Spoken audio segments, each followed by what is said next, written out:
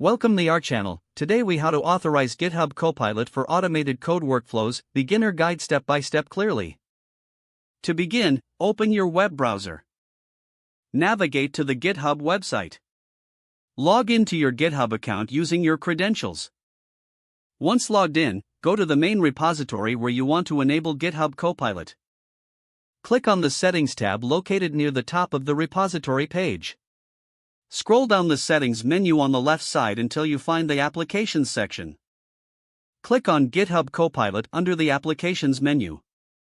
On the Copilot settings page, look for the authorization options. Click on the button to authorize GitHub Copilot for your repository. A pop-up window will appear asking for confirmation. Review the permissions that GitHub Copilot requires. If everything looks good, click the Authorize button.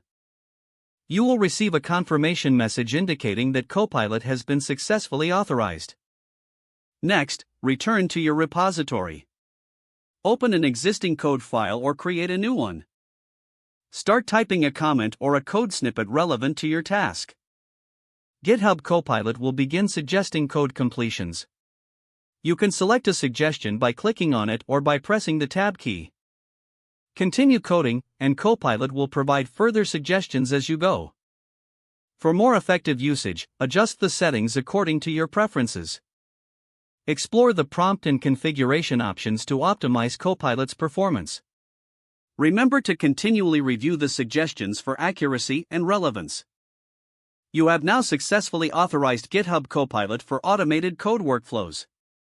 If the page does not load, refresh the browser or try again in a private or incognito window. Make sure you are using the correct email address, then retype it carefully to avoid small typos. If your password is not accepted, use the reset option and create a new strong password you can remember. Check your spam folder for verification or security emails, then complete any requested confirmation steps.